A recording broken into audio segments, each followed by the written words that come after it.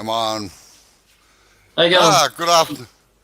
Good afternoon, everybody, or evening. Actually, it is in Australia. Good morning, wherever you are. Or good afternoon, good evening, good day. Um, Good to see quite a few in Leona.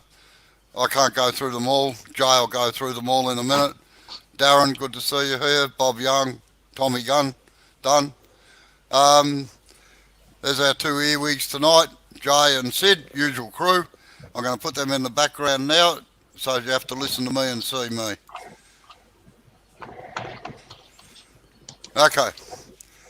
As you can see, the COVID coiffure is reaching epic proportions at the moment. But as everybody in Victoria knows, we haven't got any barbers open at the present time, so it's going to stay like this for quite some time. Now, tonight we're doing copy turning, or trying to make two things, or three things, or 10 things, or 100 things pretty John similar. S. has just come in and Steve Templeboy. Oh, and Colin, sorry. Oh, yeah. Good afternoon, all. Evening, morning, whatever. Um, Now, everybody can copy. We all copy. Our kids copy what our parents do. Um, we copy what our workmates do. So people that say they can't copy anything are deluding themselves. All it is just a matter of practice and observing and doing the same thing all the time, watching something. So, all right, we'll get on with it. Now, this is what I have set up normally for copy turning. I'll just zoom in a bit. Calipers, a rule, sizing or templates or pin gauges, whatever you want to call them, sizing gauges, spanners if the tenon is the right size. This little jigger here, which I'll get onto in a minute, that's called a sizing tool from Sorby. And generally have a set of dividers as well. Now I'll just cover on something else while I'm on this camera. The hardest part is trying to set a pair of calipers using a rule like this. You're trying to juggle one end or get it right, and you can't get it right. I've found the simplest way of doing it is just to get, and I'll zoom in on this, is to get an old Ray-Ban ruler, break it in half, and screw it up to the wall, and that way you can set the calipers precisely, because you can put the touchy camera. What are you shuffling around there, Sid? Right, I didn't turn one of my things down, right? Right. All you got to do is sit the end in there like that, and you can put it to the precise size on the rule. Now, I never use calipers at the precise measurement. I always add about 1 or 2 millimeters on, because they're not exactly accurate. If you want accurate sizing, you need to go to wherever I put them.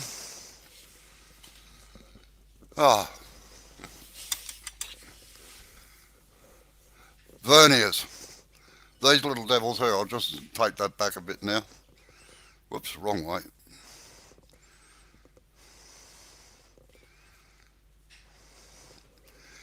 Now, also, if you have a circular piece of wood,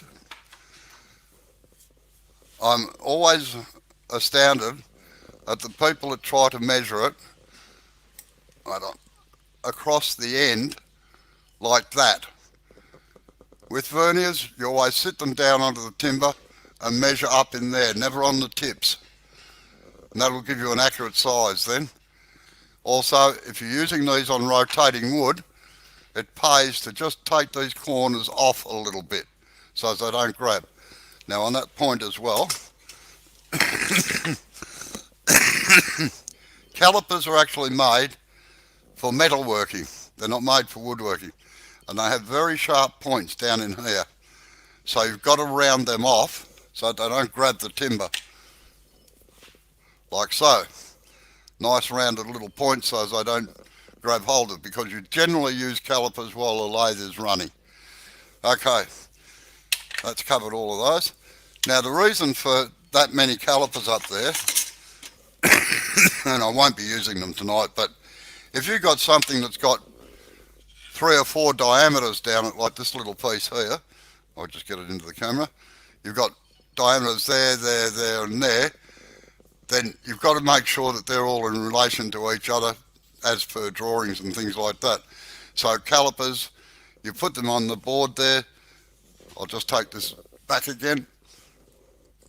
Wrong way as usual. When you put them, you have this in the lathe like that, you put the calipers to match the diameters down here. So it's just a matter of reaching up. If you throw them all on the bench, they get covered in sawdust and you don't know which caliper's which. So that's that out of the way. Just shift a few things around there for a minute.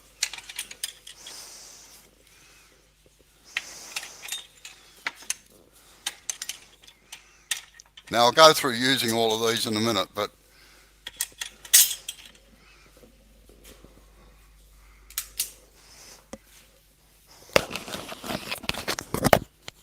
okay, now I'll change the overhead camera.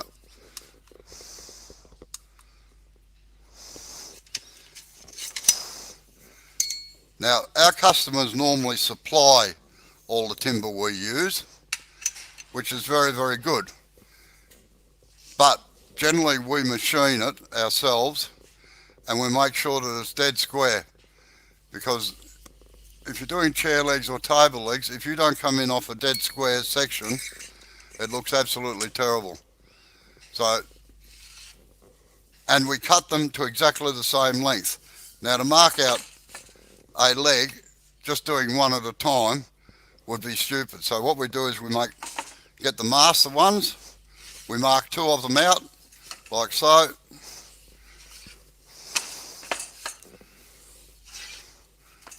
Slip it in that way, make sure they're all locked in nice and straight and square.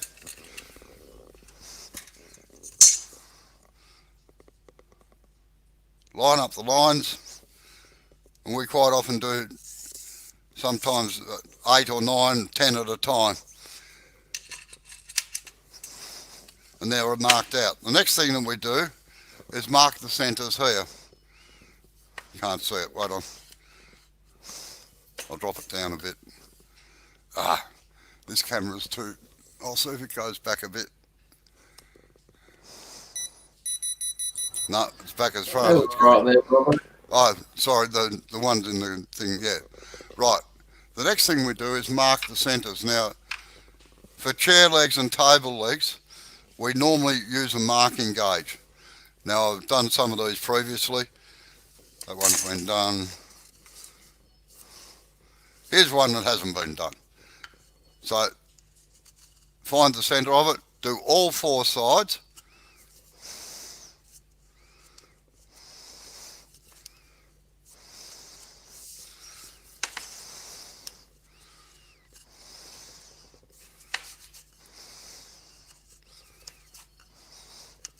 And it leaves a nice little cross in the centre that you can sit a brad all in, or a punch if you want to. I quite often use those spring-loaded punches, and mark the middle of it.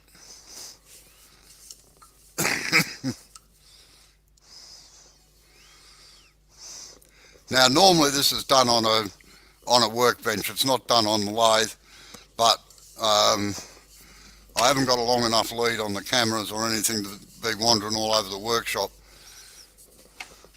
I'll just shift them out of there.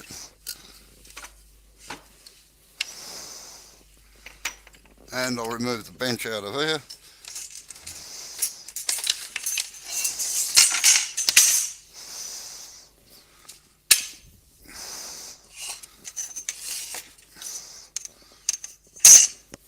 Okay, now the internet has really revolutionised our ordering system and everything. Everything comes through now by email pretty well, or a picture.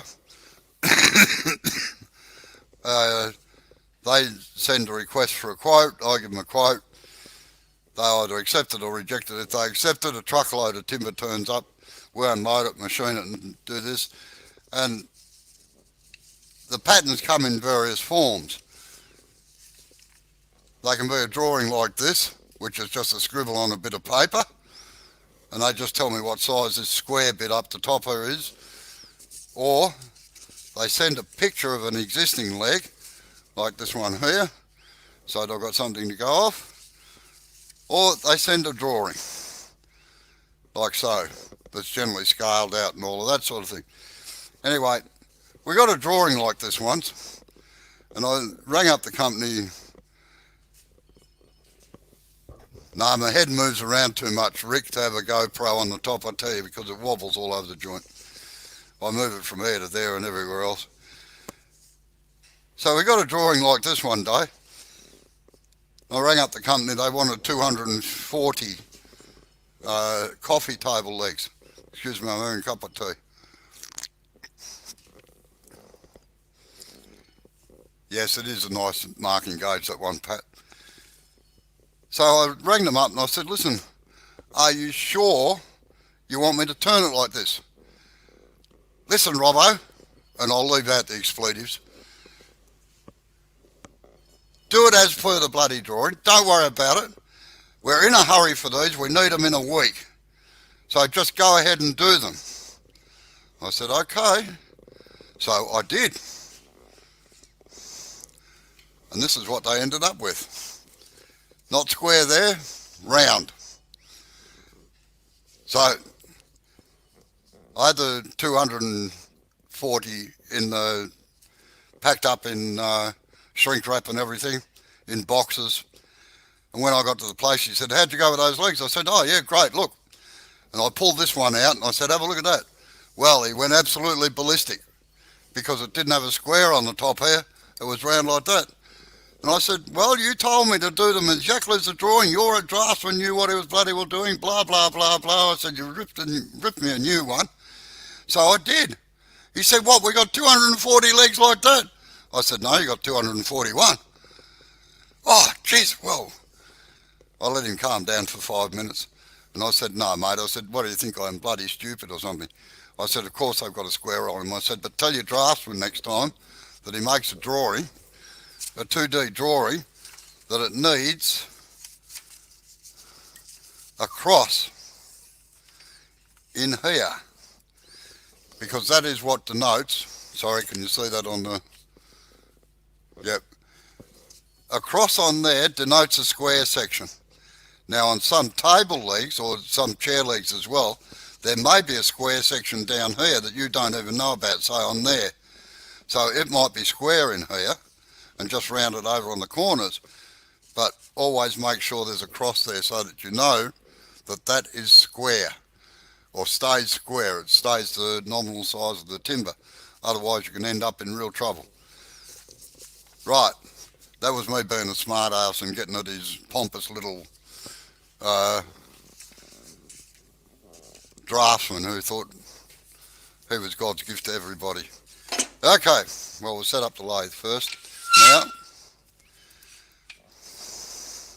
Now what I try to do is, I'll just switch cameras again for a second.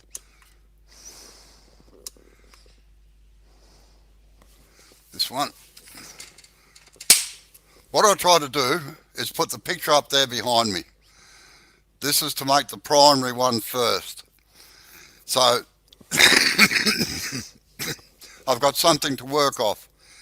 Now, I'm fairly lucky in most cases because the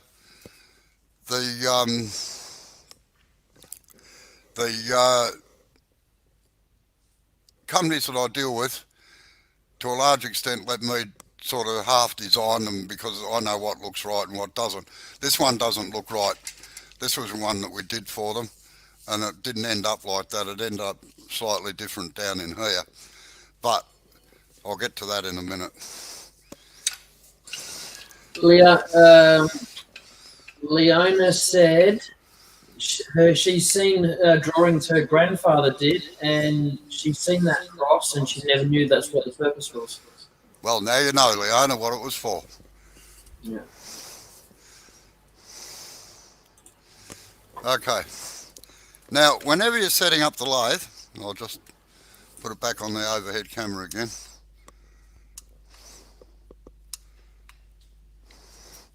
Always have about an inch of quill out of the tailstock. Don't wind the tailstock right back in and then move the tailstock up and try and juggle the tailstock into place. It's easy to just bring this up in the line here, lock it fairly close, use the hand wheel to adjust it instead of trying to move the mass of a tailstock around to get it into place. Right, get everything set up here.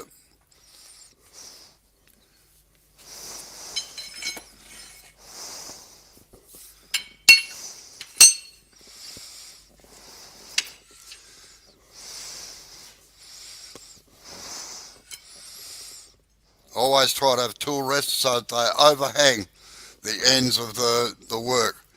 There is nothing more frightening than running off the end of a rest. It tends to destroy the work and it doesn't do your nerves any good. Now I've just got to find the Allen key that I need.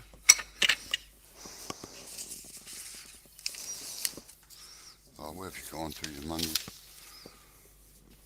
Up here.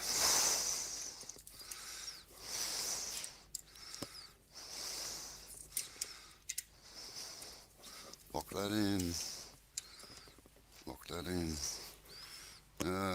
Yep. Now, I always set the tool rest.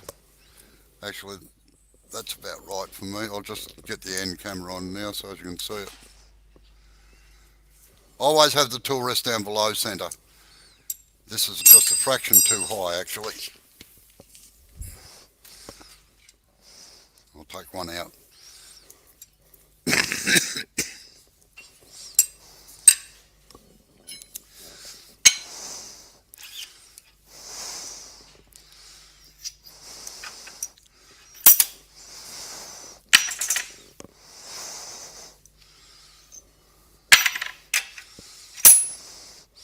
I use spaces so as I have a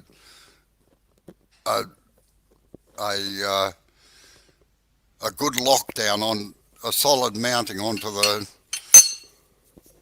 banjo.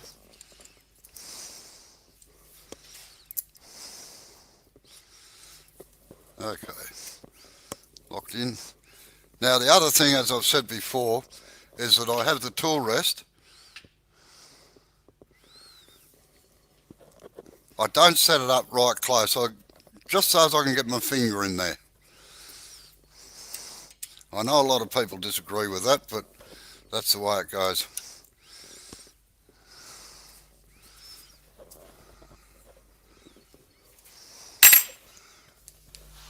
Okay.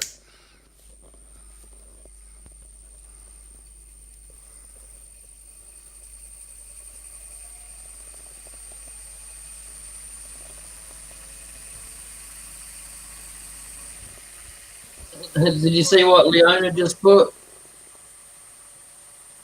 Is this a different lathe to last week, or am I losing my mind again? No, I'm playing with your mind, Leona. We were on the big one last week because, as you can see, I couldn't fit a chair leg into this one. I'll make you mad now. I've got 16 to choose from, so... And it does depend a little bit on the job sometimes I'm doing. Right, now I'm going to use a spindle roughing gouge. Now I'll change back to the overhead camera for a minute. Now, I don't know if the camera can pick it up while it's rotating, but I generally find that one line marked here is absolutely sufficient for me to see it. So, some people put two across, but what you've got to remember is that that pencil line will probably stay there because that's the start of the round over down off the pommel here. And that pencil line under lacquer or stains suddenly gets really, really dark. So if you don't remove it before you put any finish on it, you're in more trouble than Ned Kelly.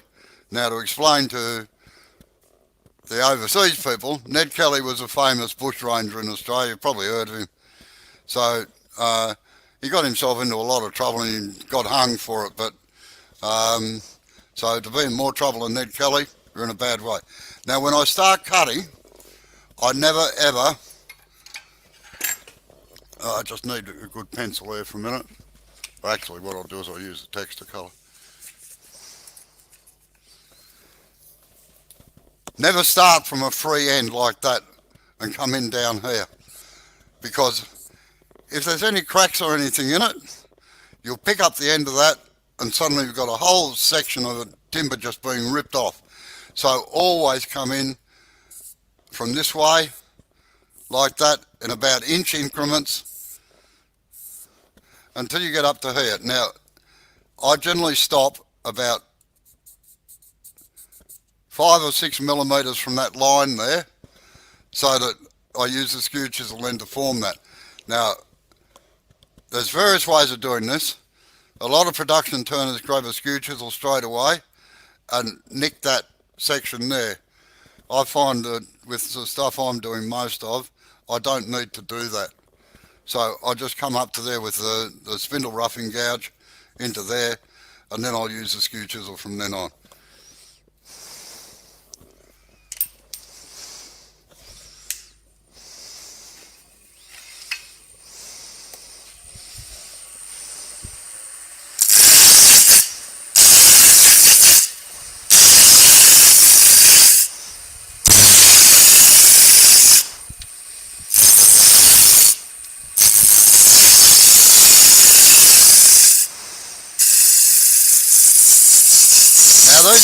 These legs are easy to copy because all we've got to do basically is take this down to round, and that's the size of the timber that we need.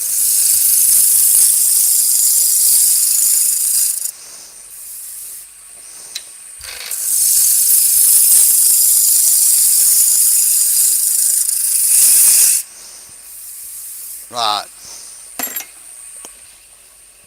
Now, as I said, this is the master, so we're making the first one. And you always work off the master. Don't, when you've done this one and you get the next one, don't put this one aside out of the way. Always put this one behind you so that you can see it, which I'll show you in a second. Now, we've got to come in about here somewhere to get the square section down to round.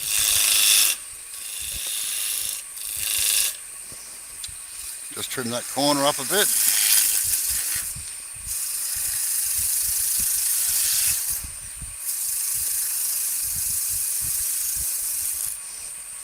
And form the pommel.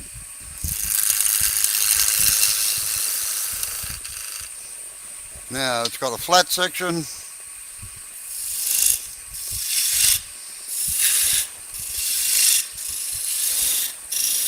Now most people can guess 2, 3, 5 millimeters roughly.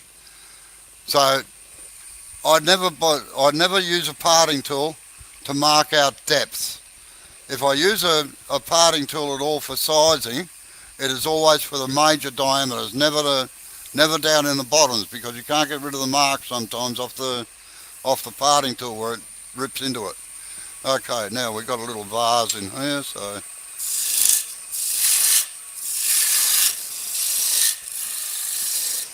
and a cove in here.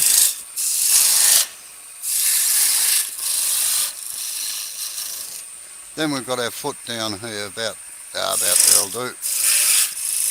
Now you can use other things as well to get an idea of sizes. Like I know that the diameter of this tailstock centre is 1 1/4 inches. It's 32 millimetres. So if I want something 30 millimetres, I know I've just got to come in under that. 35 is just a bit bigger. So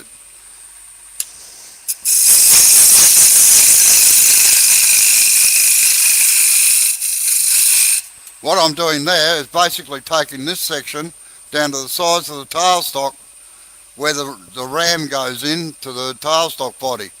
So that'll give me the size there so that I can reduce this down to give it a little foot on it.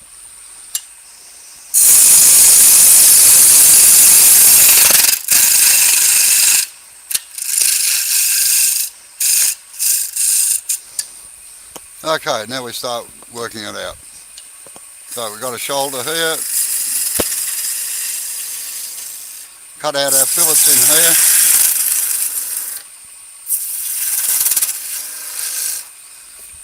here. Round over the top of this. Now this actually isn't a bead. It's an arc more than a bead. Like so. Come back the other way. Now this is virtually a bead here. So we come down into there, form the other fillet on this side here. Now when you're forming fillets with a skew chisel, you only use the short point, because if you try cutting halfway up here, the short point is going to run into this side here and ruin it. Right, Amy's just come in. Sorry? Amy's just come in. Yeah, good day Amy, how are you? Now we've got to reduce the diameter a bit here to get the end of the leg down into there. We'll get rid of some waste.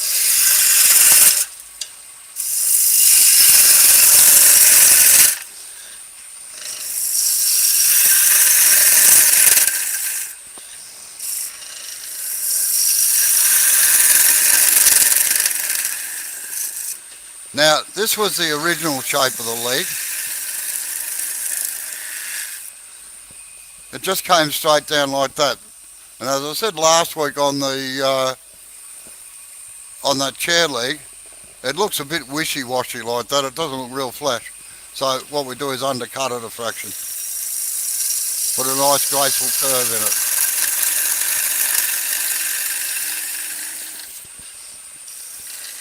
Sort of looks like a parsnip. Now you've got to be careful that you don't bring that short corner in down here and tear the grain out here, because it's got to have a little fillet and then a little half cove in there.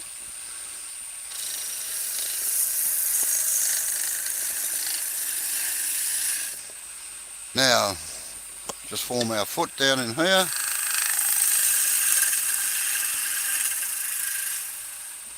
Form our fillet in here. Like so. Just take a bit of waste out of here. As I said last week, I try to do everything I can with the chisel I have in my hand.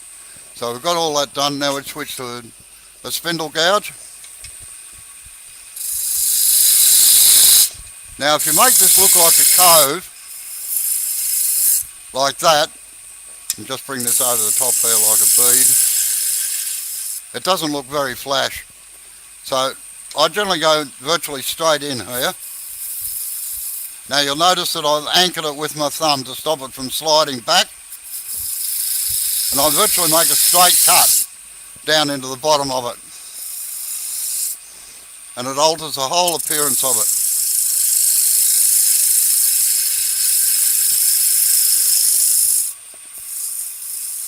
Just take the little ridge out of the centre here.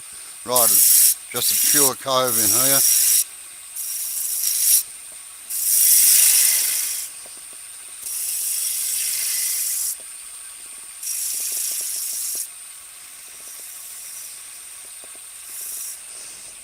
Now a little cove in here, just a very small one, and then bring this down so it's got a slight little dimple in here. Up to there. Now, as I said last week, to do this foot here, people try to go over the top to form the onion on it. I just put a thing like this.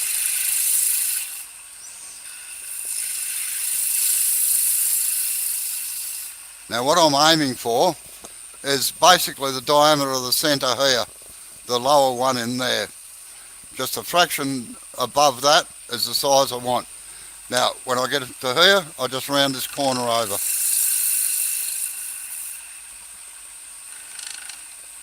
Just even that up a little bit. And put a taper on the end. Or if Neil's in, a round over. I'll just reduce this fillet here, it's a bit wide. Right, that's that. Excuse me a minute, I've got to go and get some sandpaper, alright?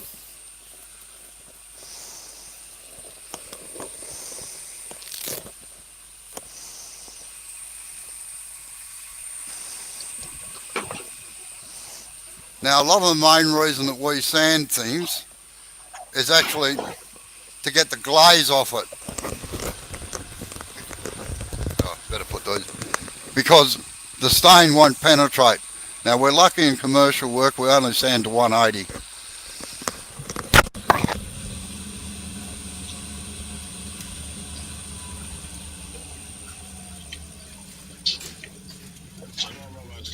So while Robbo's gone, we can talk about him. We were talking before the show. He's seriously considering getting a set of Bluetooth headphones so he doesn't have to do this every time he wants to move around the shop.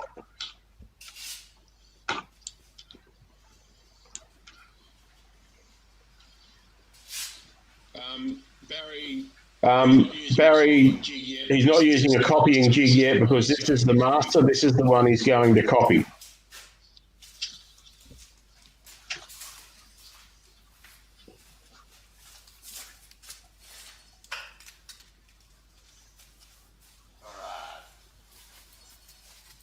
Back again.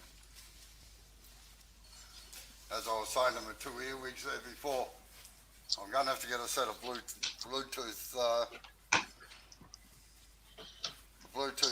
Just wait a minute, Barry. Just wait, I'll tell you. I hope you can hear me. We're only halfway through yet.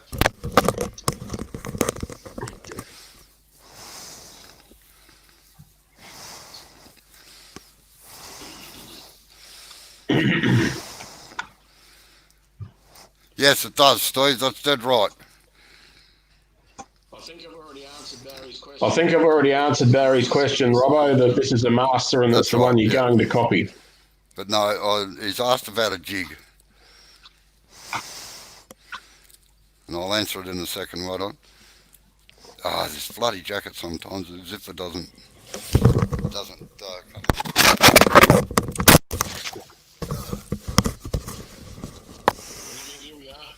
Yeah, I must have look out, here we are. I think. The headphones keep falling off.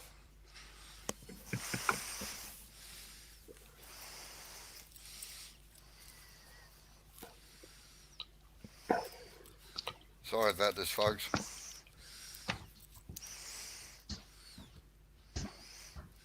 If that zipper would get in the right place, I'd be right. Doesn't want to play ball. It's all good, Robbo.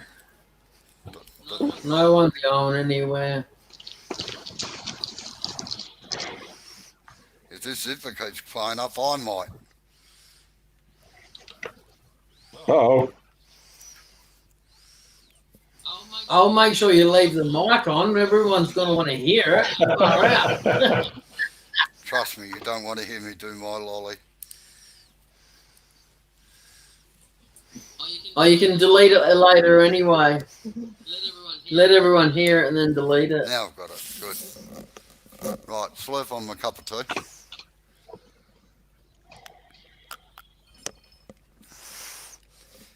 Okay. Now, I'll just sand this up.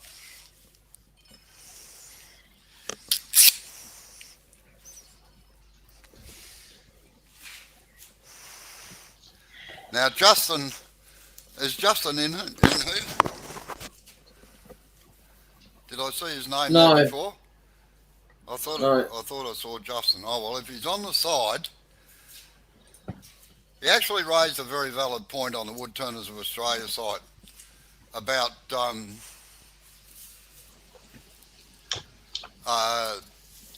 sand. Put your microphone closer to your mouth, please. Oh, sorry. Right. He raised a good point on Woodturners of Australia. He said he's been watching a lot of production turners and things on, I dare say, YouTube or symposiums. And we don't take our rests out of the way, right? we sand, we leave the rest in there and sand while it's there. Two reasons. A, it takes too much time to take the rest out, and our rests stay fixed in this position for the whole job, as you can see. We don't move it in and out to get it closer or anything else. Now, I'm not suggesting, and please don't take anything this the wrong way, hobby turners or beginner turners, yes, remove the rest out of the way and keep the rest in as close to the work as you can possibly, within safety, get it. Now, we sand around it. We don't wrap the sandpaper around our hands either. We hold it between our thumb and forefinger like that. If it grabs, it just rips it out. It doesn't matter, and that's the same reasons why I use cloths. Never had any problem with cloths catching, even if they've caught on a chuck or something, they flick out of the way.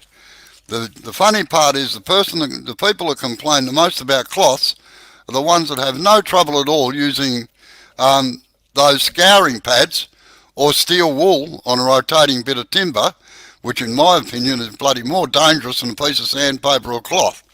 So you never know. All right. Now we'll just sand this up. As you see, we come in underneath, and if it does grab, it's just going to flick out the back here. Now, as I said last week, whenever you're sanding up to a detail, particularly on a cove or something like that, curl the sandpaper up like that and come in up onto the detail. So as you keep this nice crisp edge in here. And don't dub it over. Same with coves when you're coming up onto a fillet.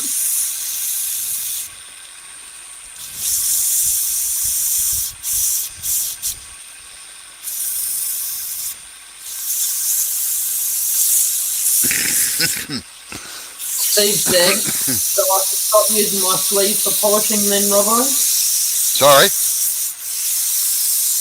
Steve said, so I should stop using my sleeve for polishing then, Robbo? No, you can use your sleeve, it's a cloth. Well, I'm assuming it's a cloth. Although nylon doesn't hold finishes very well. They tend to float out. Mal Taylor has just come in. Sorry? Mal Taylor has just come in. Oh, g'day Mel, how are you? He's one of your, it's the Mel I'm thinking of, he's one of your compatriots from down near, up at Murrayland Turners, up at Murray Bridge. Dodgy bloke from Murray Bridge, Robbo. Yeah. Okay. All right, now that's sanded off. Now we take our pattern from this one. Now there is various ways of doing it. On larger things like veranda posts and that, I use this method, and you can do it on chair legs as well, provided that you can make a cut that comes straight in, not over to the sides anywhere, but comes straight in onto the mark. Otherwise you'll get variations in them. So I'll just wash this tool rest off a bit. It's been marked before.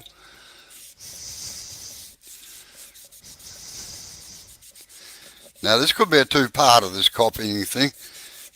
Depends how far I get and how many questions get asked. So to answer your question, Barry, no, I don't make a template. The only thing I make templates for, funnily enough, are sometimes a bowl shape. If we've got to make a whole series of bowls that are exactly identical, and then I'll do a template for the outside shape so that I'd get them right, particularly if they're OGs or something like that, because if there's any variation, some people get a bit cut about that.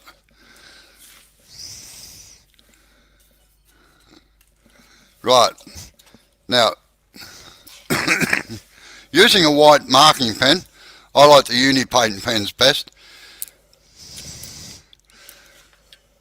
What you do is, right, now you only mark the primary things. I'll just see if I can zoom this in a bit so as you can. Right. So your first primary one is where you come in from the square down into there. So you put a mark there, then another mark here for where you cut the V cut down in there to start the top of the vase. Now, I never marked that one there because I know that that's roughly 13, 14 mil out there, and I know the shape in there. Same with this part here. I mark where the fillet's got to go here. Basically, all I do is mark where I've got to make V cuts in.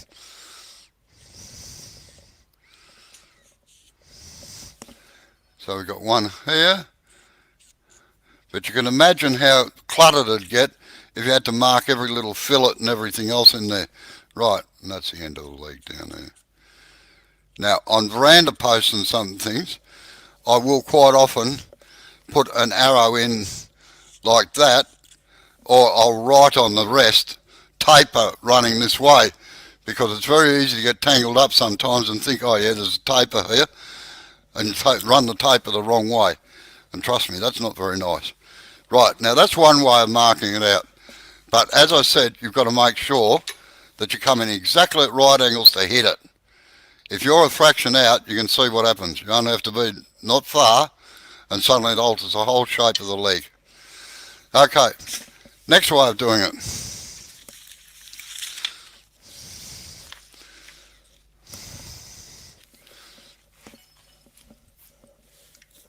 Oh, getting a bit crowded around here.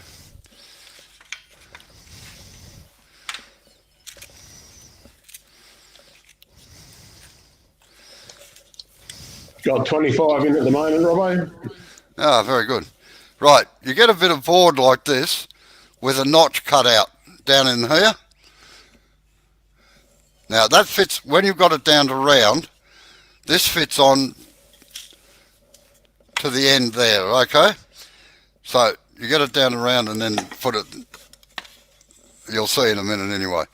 And you just use a pencil. So again, just mark the primary points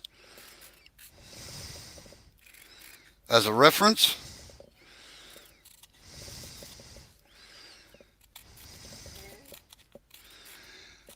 Now it's important that you have this corner taken out, because if you don't, this section will still be square here. In fact, that really needs cutting back a bit further, and I might go and do that in a second, so that it gets into there. Now, if you've only got 2 of something to do, that's probably all right. You can just use the pencil marks and do it like that. If you got up to 10,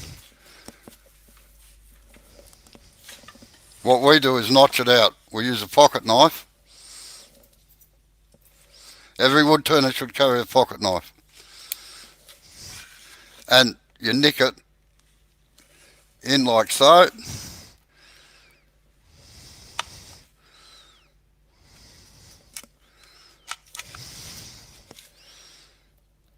Of course, if you want to get ultra sophisticated, you could use a chisel for doing this, I suppose.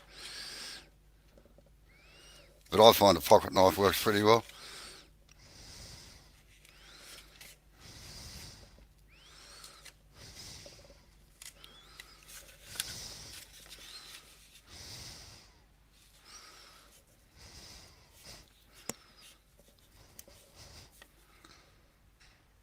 And just notch it out. Now the reason that you notch it out is so that the pencil lead goes straight down there and doesn't wander off to the side, so that when you put the pencil in, it comes in straight on that notch. Now to further enhance that, I normally use a three-cornered file for doing this, but a square one will do. So with the corner of the file, just file it out a little bit.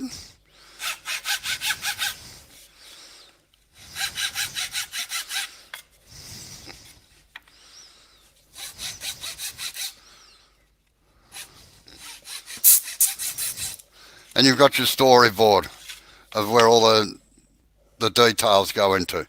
Now, a further sophistication on that is this.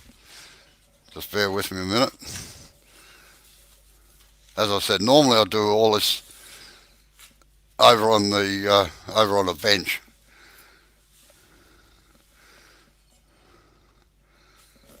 Wait on.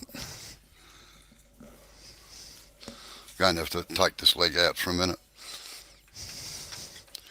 which isn't going to matter. Get a bit of space here.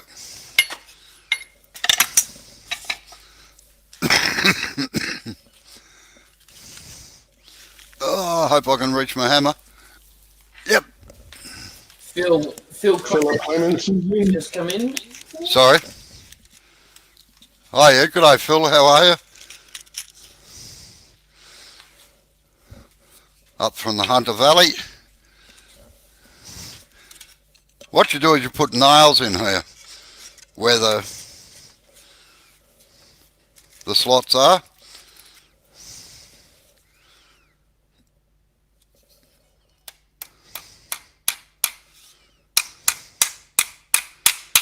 I always use plywood for this, particularly 3-ply or 5-ply, because the centre section is easy to drive a nail into and you get it exactly centred. So if you use a pencil on these, you actually find after you've done half a dozen or so that the pencil line is from the timber is actually running down here, and sometimes all you've got to do is just touch it to it and it leaves a grey mark around it anyway.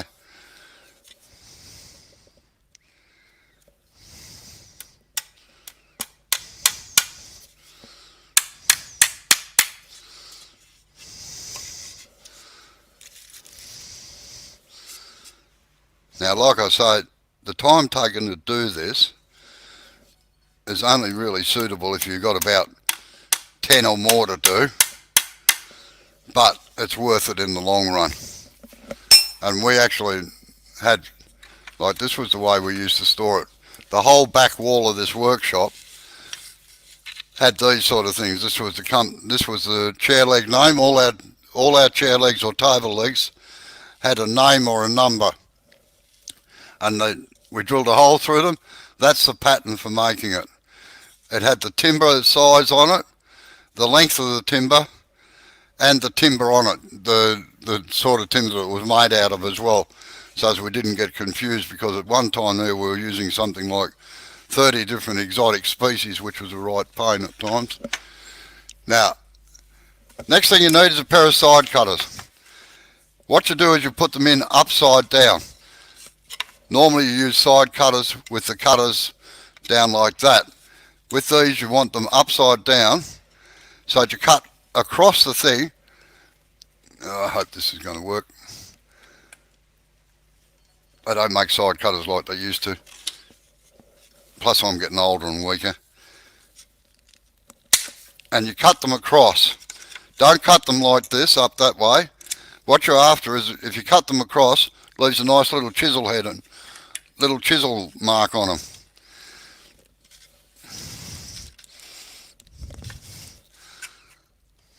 These side cutters are getting like me, old and worn out.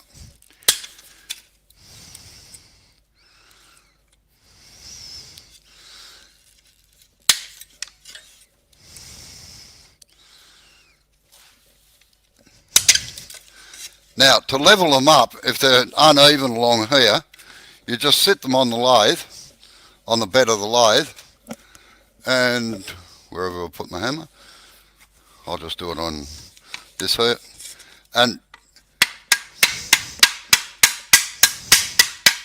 just tap them down so that they're nice and level. Right. So now we're ready to do the next leg. Well, that one's got to go down a bit more yet. Now, as I said before, always put the other leg in eye line behind where you're turning. I'll no, I can't. I'll just turn this one around a fraction and you can see what I mean.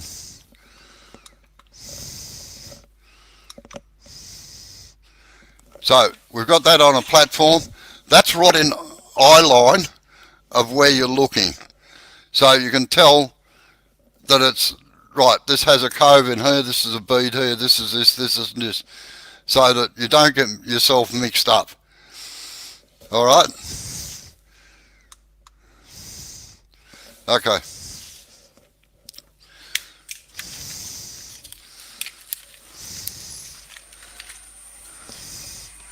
Now, this is the way we work. I have a saying that if you feel unsafe doing something, don't do it, because you'll get yourself into strife. I feel quite content doing this. We do not switch the lathe off when we start work. This lathe has been known to run from 7 o'clock in the morning until lunchtime, 12 o'clock, get switched on again at 1 o'clock and run through until 8 and 9, 10 o'clock at night. So they don't stop. It's the reason we don't have variable speeds too, because variable speeds take too long to slow down.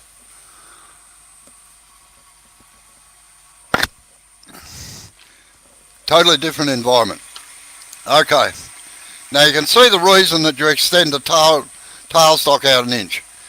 You don't have to move the tailstock. All you got to do is put the timber in. If I can find the hole. There it is. Now, as you can see, that's just there to rotate, right? So you hold it until you just start locking it in and let it go.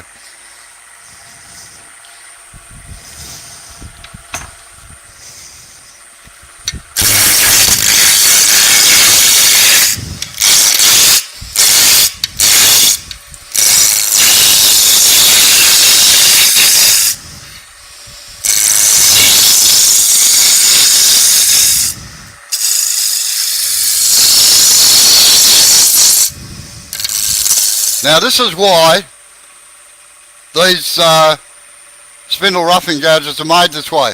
You can actually come right up to this corner here and come in square by rotating the chisel around. These are strictly a furniture maker's tool. So we got that in there. Now I'm not sure if this is going to, yeah, I'll just be back in a second. I've got to go and slip this corner.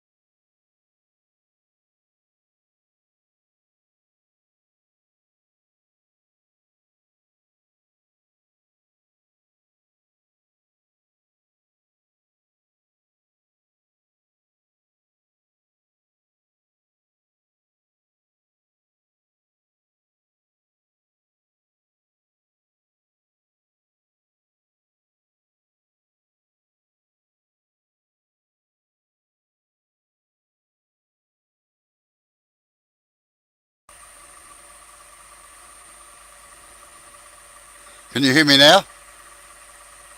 No. Yes, Yeah, I can hear you, Robbo. Yeah. Oh, right. Okay, good. What'd you do?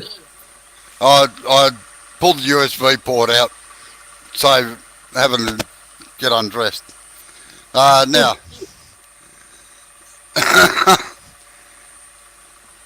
you and I are going to have an argument one day, Steve. Oh, I hope so. That'll be fun.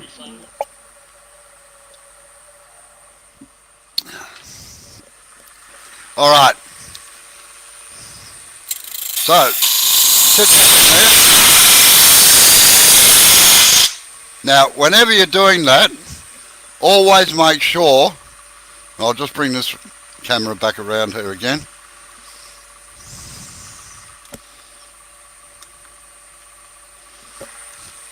Never ever put it in facing up like that. It's the same as a pencil. I've got a couple that are just the traction too high.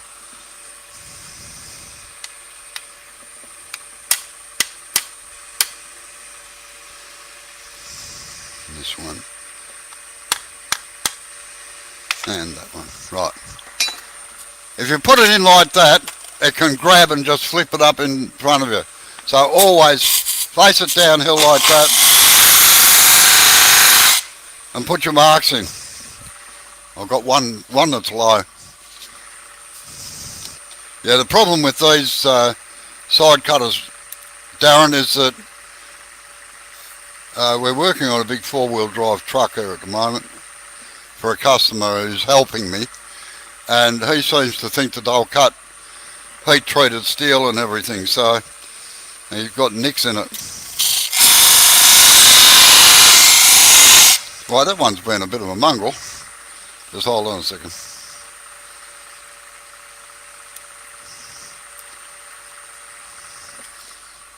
Not many questions so far.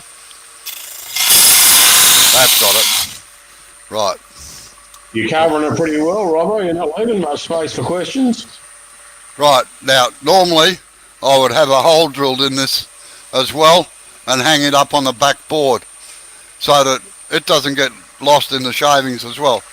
So, away we go. Come in here. Yappy is in. Sorry. Yappy is in. Oh yeah, good day Yarpy. Right. Haven't quite got it down around yet. So I'll do a planing cut down here to get it down around.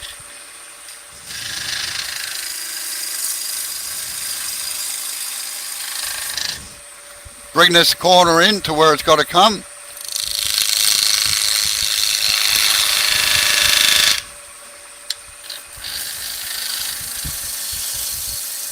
Now this is where you do use the short corner. To get up into there nice and tight, you can't use up here. You've got to use that short corner.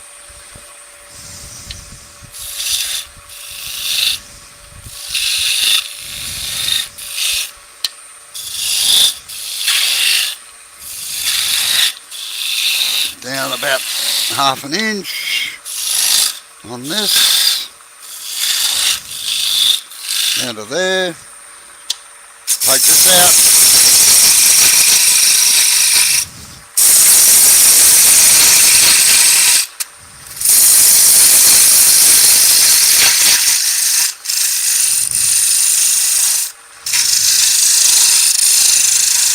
Just a couple of mil above the thing there. Put a nick in here. Now to get a nick in there, you've got to bring, to make sure it comes in straight on there, you've got to make sure that the bevel is at right angles to the timber.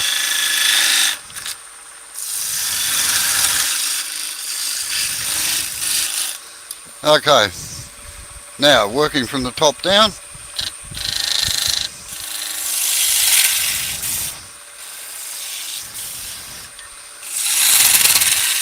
Form our fillets.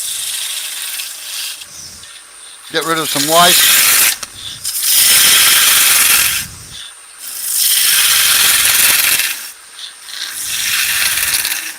Form a fillet down into here.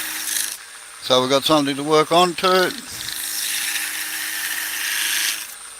Come back the other way, round this over down here on the foot. Bring it in nice and tight. Get rid of a little bit of surplus there. That's why I got long thumbnails. I can get into the little corners there. Round the top of the swell over here. Now, I'm not actually looking at where the tool is.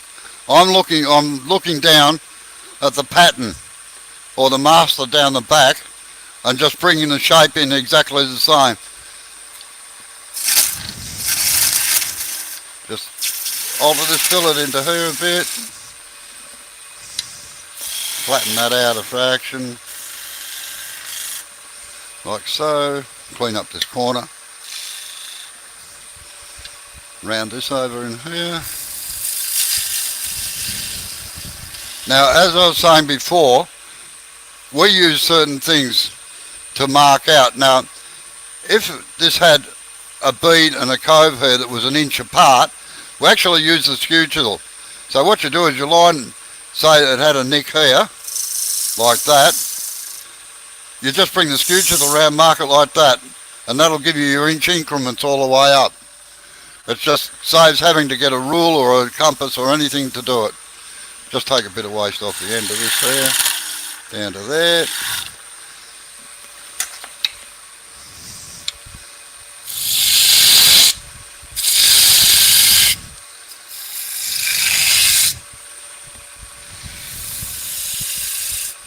Michael Smith has just come in, and June.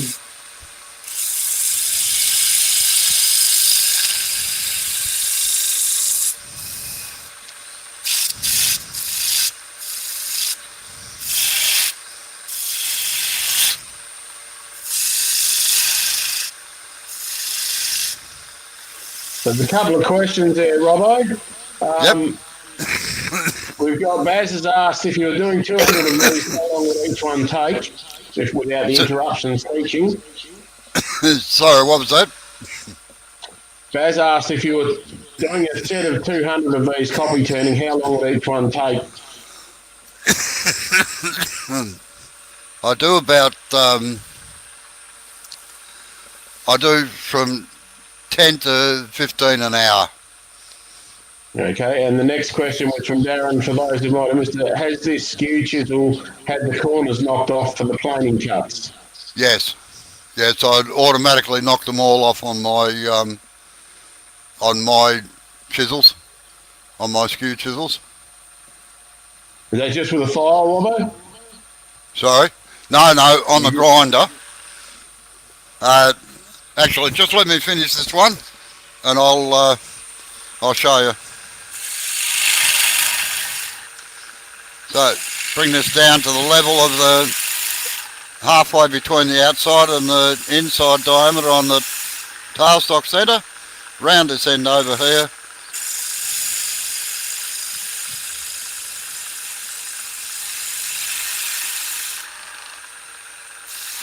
Little taper on there. Now we're going to start forming this. Just put a little cove into here.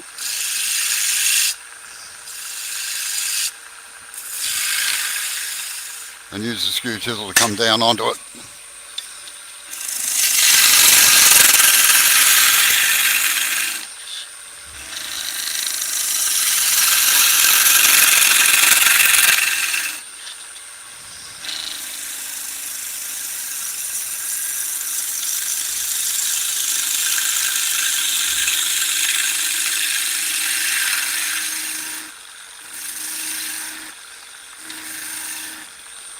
All right, sand that one off.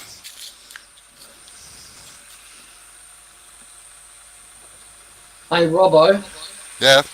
have you touched something on the screen to highlight that comment on the screen? No, I can't do that. That's Not not even from here. supposed to do that. You have to scroll up in the StreamYard chat and Yeah. find it'll be highlighted blue. So if you click on any one of the chats, it'll automatically show it. Yeah, rightio. I must have knocked the. I probably knocked the mouse. Yeah.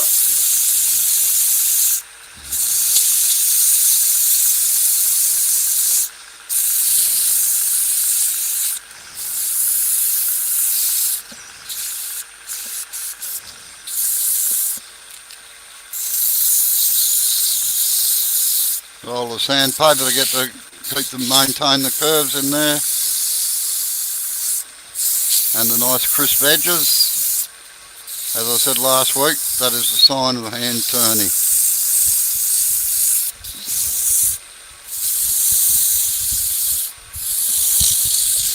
Right, now there's a slight difference. I can see a slight difference between the master and this one, and it's just in this section here.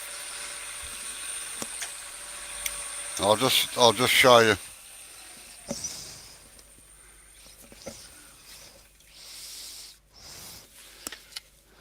This section here isn't as long as this one.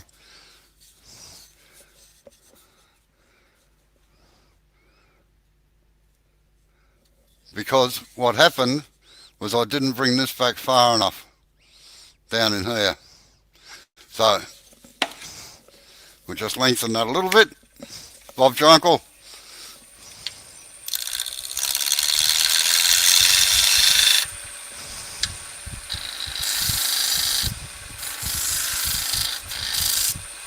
All done.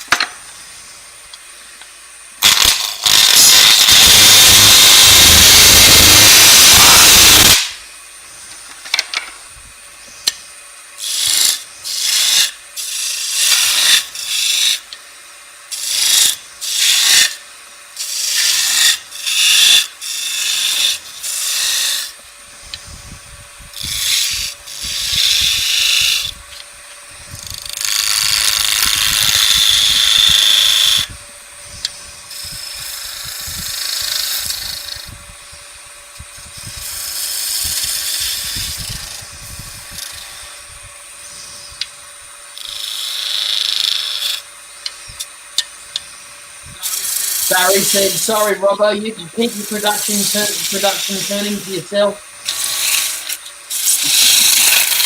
Who said that? Barry. Darren. No, Barry. Oh.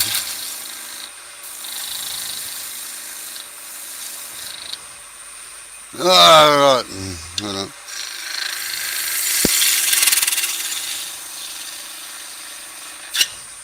That's a catch.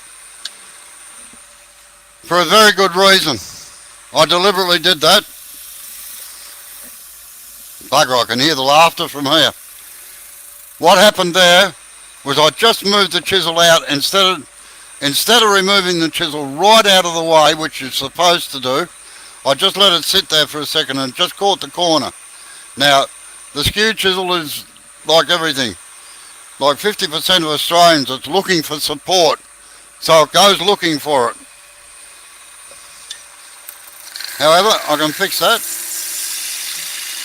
Just take a light. Sorry? Soren has just come in. Oh, g'day, Soren.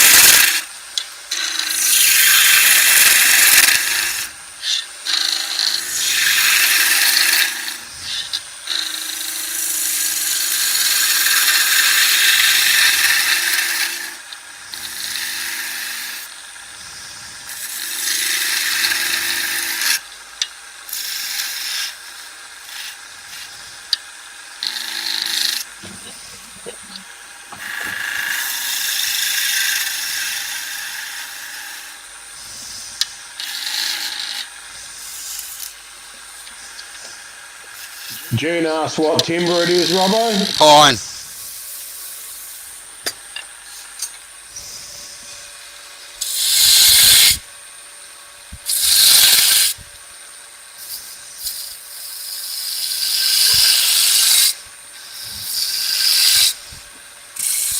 Darren said, was that marking board with black heart safety and trap? Sorry, wait on.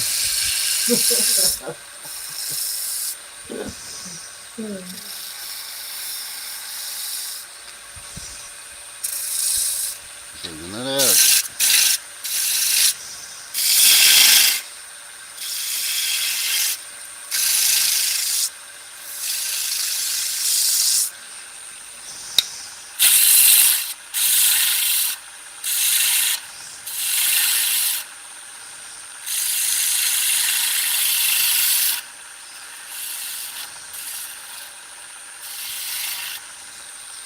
And flip this one over a bit.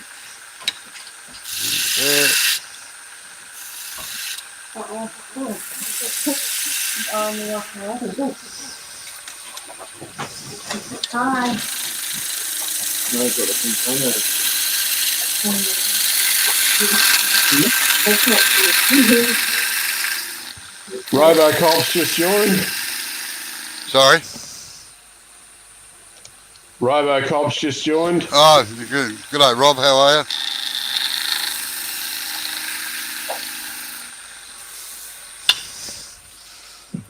Uh-oh. No, I think so. Awesome.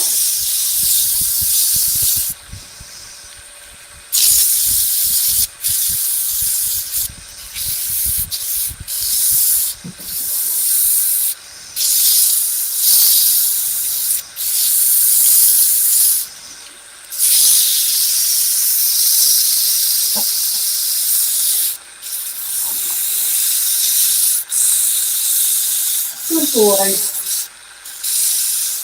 Straight away. Huh? Right. Just needs a bit off here.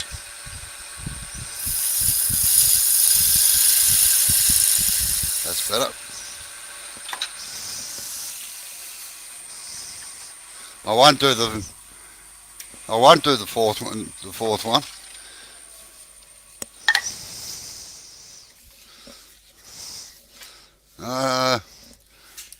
Want to get somewhere where I can line them all up for you. I'll see if I can turn this camera around onto it.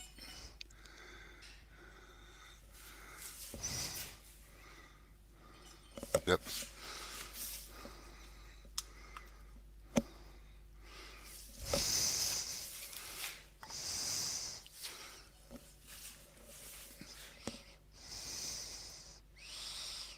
All right. And you just keep working at it like that all day. And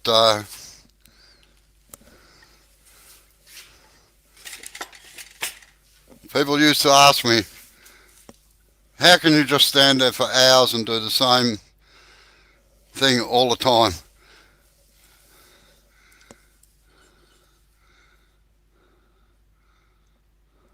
Oh.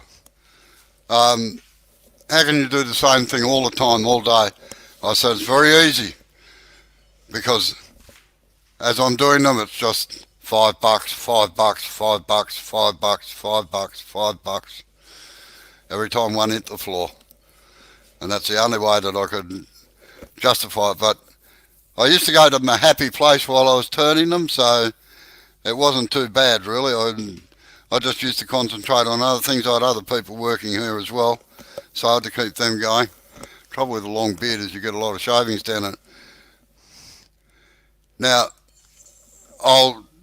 next week I'll go into, I don't want to run into Steve's thing, because I know that you change over to daylight savings as well, don't you?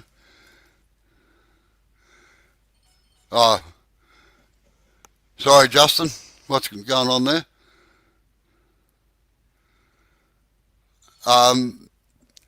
Now, I know that England is switching out from daylight savings. I think it's this Sunday, isn't it? No, last Sunday, was it? Right. So it's, oh, good day, Pete. How are you? I don't want to run into SK Craft, Steve's live. He's been around longer than I have. But next week I'll go into using how to size actual different legs and everything. So using the calipers and all that sort of thing. That's if anybody's interested. Oh,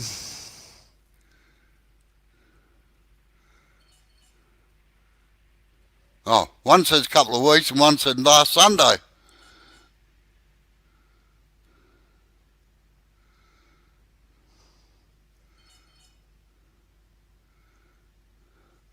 All right, so next week, if you like, I'll finish off the rest of it and show how we actually measure different diameters and everything to get another aspect of it. But as you can see, if you work off the root diameter, which is what I call just, if you held a ruler straight down there, that's all in a line. So you only have to worry about this one down here. But that's all just the root diameter of the timber when it comes around to perfectly round. Now, as I said earlier on, most people can guess 6 to 8 millimetres there, 12 millimetres there. You just take it out and join the dots, that's all really.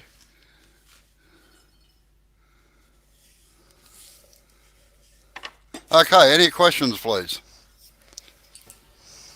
Hey, Mike's just joined. Mike. Which? Midnight Joker. Oh, yeah. Good day, Mike. I saw you come in earlier and I know you had to go back out again, so that was a bit of a problem.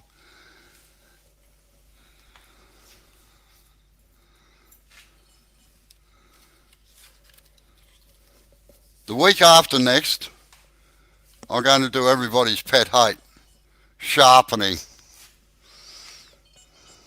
So that should be interesting, I think. The way I sharpen tools anyway.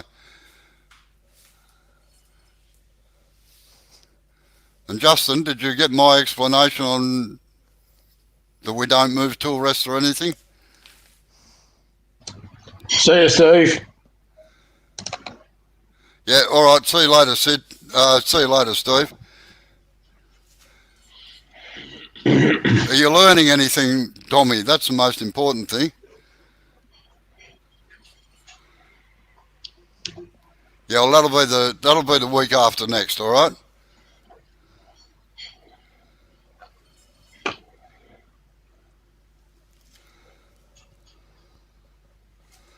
Or it's the way I sharpen tools anyway, and they seem to cut all right for me. So,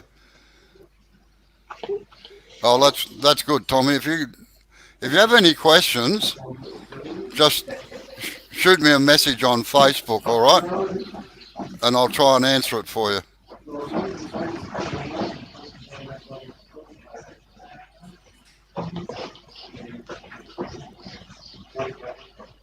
Who's talking in the background? Oh,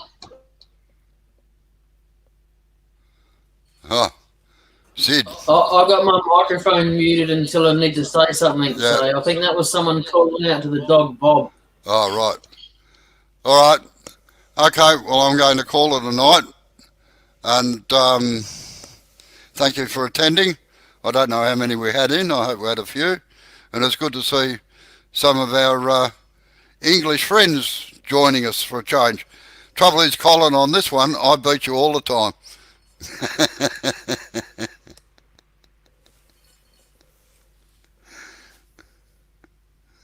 Oh, you're there, Neil. Good. G'day, Justin. How's things going over your side of the world? James, line dancer.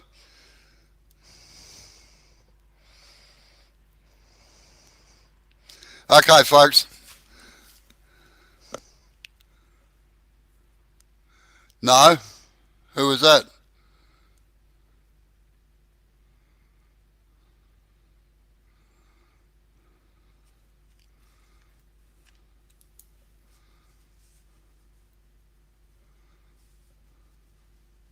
Yeah, I'm just about to knock off. Yeah, thanks for coming in, Bob. Nice to see you. I'll hear from you anyway. As you can see, I'm starting to look a bit ragged around the edges. Yeah, I didn't see anybody that got. Oh, yeah, I know. Yeah, the one that got hit in the top of the head. Yeah. Thanks, John. Thanks, Peter. Okay. Now, did you get that? Rob CP is his channel.